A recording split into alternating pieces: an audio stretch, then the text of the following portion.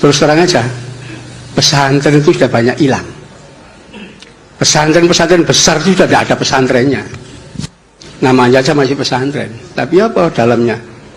Ada MI, Sanawiyah, Aliyah, sekolah tinggi agama. Itu sekolah itu, bukan pesantren. Ya. Kenapa? Ngaji Sorokan Bandongan sudah tidak ada. Tinggal. Ya, beberapa yang lihat tuh. Justru pesantren itu di situ. Ya. Saya bicara soal sistem pesantren. Kenapa? Saya dulu tahun 89 itu ngambil S2 di ITIB Pendidikan. Tesis saya tentang pesantren. Ya. Pesantren itu sistem pendidikan modern. Kenapa? Ciri modern itu liberal, pragmatis. Itu ciri orang modern. Pesantren itu paling liberal. Kenapa? Nggak ada absensi kok. Ya. Sekolah belajar karenmu, nggak belajar karenmu. Ya. Loh, nggak ada itu absensi. Oh ini nggak masuk sekian, boleh. Nggak masuk, nggak ikut mata pelajaran juga boleh. Nggak ada seragam, itu nggak ada. Ya. Beda pendapat dengan guru boleh, bahkan disediakan Basul Masail untuk beda pendapat. Di sekolah gak mungkin. Ya, mulai SD sampai S3 itu ya harus manut gurunya. Ya. Begitu mahasiswa gak manut dengan dosennya, gak lulus. Di pesantren boleh. Ya. Dari di situ liberal sebetulnya dan cara berpikirnya pragmatis. Ya. Itu. Jadi kalau kita lihat usul fikih itu kan pragmatis sekali itu. Ya. Penetapan hukum-hukum itu pragmatis. Gitu. Jadi ini orang yang tidak dipahami itu karena tidak paham sistem pendidikan. Kalau paham sistem pendidikan, orang akan mengetahui bahwa pesantren itu jauh lebih baik dibanding schooling system.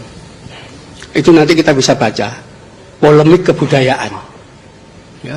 Di mana tahun 1936 Ki Hajar Dewantoro dan Dr. Sutomo sudah menyatakan sistem pendidikan nasional yang cocok untuk bangsa Indonesia, pesantren. Ya. Ternyata saat itu Belanda ketakutan. Loh, pesantren itu selalu berontak ya. Ya. Ini luar biasa ini kalau sampai jadi pendidikan nasional, nggak lama terusir. Ya. Disitulah oleh Belanda dimunculkan pegawainya dia yang dipercaya. Namanya Sultan Takdir Ali Sabana. Ya, dia diangkat menjadi direktur Balai Pustaka, penerbitan percetakan terbesar milik pemerintah Belanda. Disitulah Sultan Takdir menulis tulisan-tulisan bahwa pesantren itu sekolah primitif, ya, yang menolak modernisme dan seterusnya. Di situ muncul daerah pesantren itu tempatnya orang bodoh-bodoh, ya, primitif, tidak maju menolak modern. Dr. Sutomo sekolah itu justru nanti mencetak kuli, mencetak buruh, ya, itu tulisan Dr. Sutomo.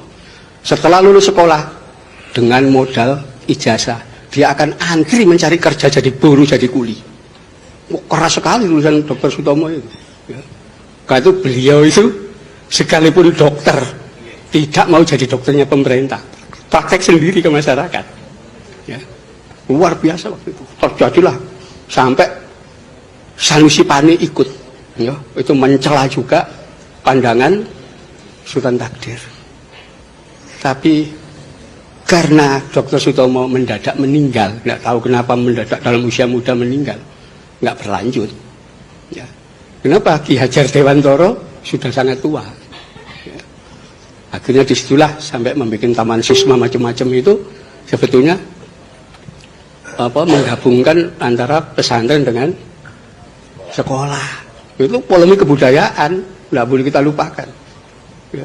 Dan memang kalau kita waktu itu menerima konsep dari Dr. Sutomo dan Ki Hajar Dewantoro menerapkan pesantren sistem, ya kita katakan sistem ya, bukan lembaga. itu Indonesia pasti sudah maju. Ya. Kenapa? Karena pertama liberal, ya, orang boleh berpikir, beda pendapat dan seterusnya. Dan kedua pragmatis. Sekolah, enggak. Pelajarannya dogmatik, doktriner. Ya. Kan itu makin lama orang sekolah di ya, lembaga namanya sekolah ini, dia makin menjadi the classman, manusia kelas. Kenapa? Loh, mulai taman kanak-kanak, SD, SMP, SMA, S1, S2, S3, belajarnya di dalam kelas, dia tidak tahu dunia luar. Ya, karena itu didoktrin ya, pengetahuannya sempit di dalam kelas itu. Ya. Karena itu kalau kita lihat lulusan-lulusan paling tinggi di sekolah itu akan kelihatan. Oh, ini doktor ekonomi. Ya. Itu belajar ekonomi itu sampai berapa tahun? Mulai TK sampai S3 itu 27 tahun itu di dalam kelas. Karena itu ketika mereka diminta, Bapak dokter yang pakar ekonomi, bisa tidak menerapkan, mengaplikasikan pengetahuan ekonominya dalam dunia real? Nggak bisa, teori pintar. Ya. Kenapa? Fakta sejarah menunjukkan konglomerat sak dunia itu tidak ada yang dokter ekonomi. Oh iya, SD gak lulus, SD, ya, SMP, orang-orang itu. Ya, sampai kemarin itu istrinya Bill Gates itu drop out. Ya. Belum pernah. Nanti silakan dibuka aja. Ada nggak dokter ekonomi yang jadi konglomerat? Nggak ada. Begitu juga pakar ilmu politik. Ya. Belum ada dokter ilmu politik jadi presiden di satu negara. Ya. Loh, faktanya begitu. Amerika negara gede kurangnya apa? Mana pernah dipimpin dokter ilmu politik? Nggak ada. Di Rusia, Jerman, Perancis, semua orang pendidikan rendah-rendah semua. Kenapa? Orang yang tahu dunia real, bukan di dalam kelas. Ya, nanti di dalam semuanya akan kelihatan itu. Ya, jadi kalau pesantren kan enggak, ya realitas masyarakat. Kenapa? Enggak menggantungkan diri pada ijazah. Wong ijazah sekolah enggak laku. Ya. Untuk daftar tentara juga enggak boleh. Daftar polisi juga, apa ini pesantren. Enggak dianggap. Ya, tapi itu fakta. Ya. Bahkan kalau kita mau buka sejarah bagaimana kaum sarungan yang dianggap primitif itu, ya, dalam sejarah kita, yang melahirkan TNI itu orang-orang dari pesantren mayoritas. Ya. Itu fakta. Ya. Saya nulis buku judulnya Fatwa dan Resolusi Jihad. Ya. Sekarang masih proses. Saya nggak ngerti kenapa terlambat, padahal sudah selesai Desember 2016 kemarin. Sampai sekarang ini nunggu. Kata pengantar aja belum selesai. Ya, harusnya sudah dibaca semua orang.